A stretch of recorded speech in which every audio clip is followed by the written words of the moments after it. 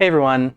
Since we explored the World Bank in the last video, I thought it would be a good idea to look at the other institution that was created at the Bretton Woods Conference, the International Monetary Fund, or the IMF. Let's dive right in.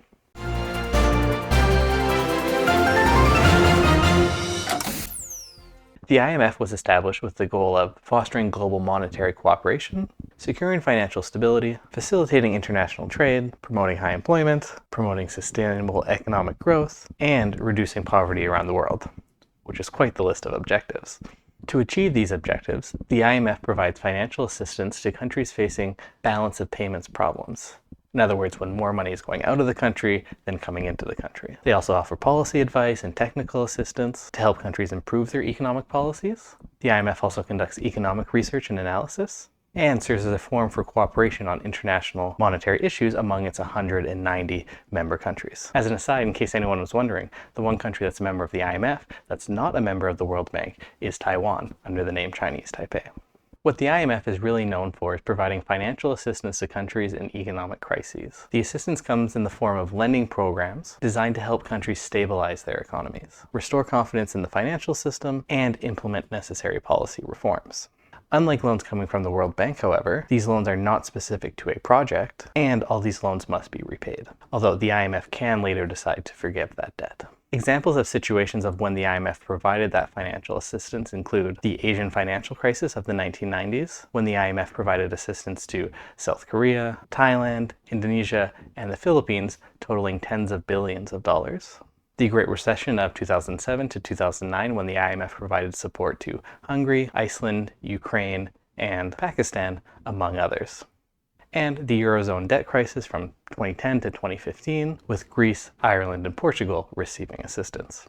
So obviously, the biggest benefit to countries is that they get financing to meet their short-term needs, and they get access to foreign currency reserves, which can help protect the local currency from losing all its value. During a currency crisis, the country can lose access to international trade and investment markets.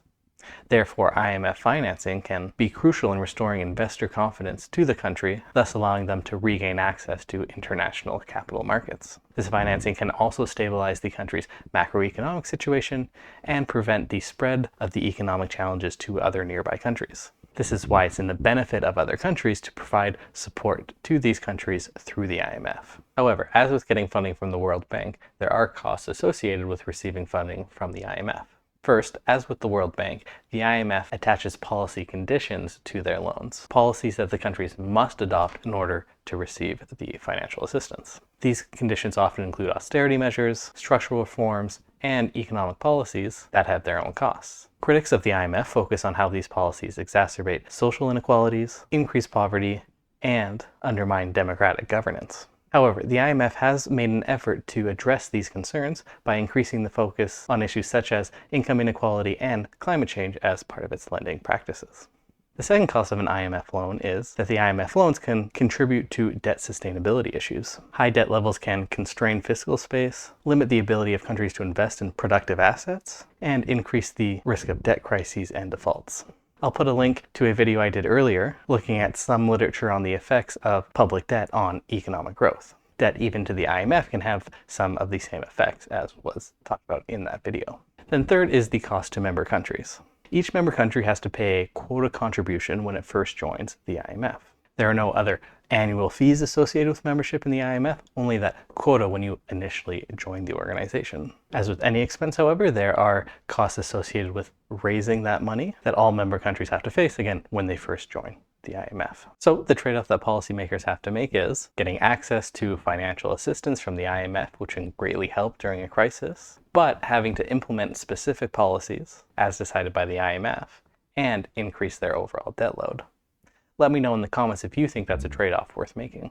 In addition to financial assistance, the IMF also provides technical expertise and capacity building support to member countries. This can help them strengthen their institutions, improve policy formulation and implementation, and increase human capital. This technical expertise can help countries implement reforms more effectively and sustainably over the long term. For example, following the Asian financial crisis of the late 1990s, Indonesia faced significant challenges in its financial sector, including banking sector weakness, regulatory deficiencies, and systemic risk. The IMF provided technical assistance and policy advice to Indonesia on financial sector reforms, banking supervision, crisis management, and institutional capacity building. The IMF's technical assistance helped Indonesia build confidence in its financial system, restore overall investor confidence, and promote financial stability. This contributed to Indonesia's economic recovery and resiliency in future crises. As an economic researcher myself, I can't ignore the fact that they also conduct research. IMF research provides rigorous analysis and evidence-based policy advice for members, policymakers, and international stakeholders. By conducting research on global economic trends, emerging risks, and policy challenges, the IMF helps inform policy debates, shapes economic policies, and supports decision-making at the national and international levels. By identifying early warning signs and studying past crises, the IMF contributes to the prevention of financial crises and strengthens preparedness. In addition to the ad hoc research that they do, some of the IMF's most important recurring publications are the World Economic Outlook, which provides forecasts on the global economy, the Global Financial Stability Report, which identifies systemic risks at the international level, and the Fiscal Monitor, which provides analysis of the fiscal policy developments around the world. But that's it from me today. If you enjoyed the video, please like and subscribe, and I will see you in the next one.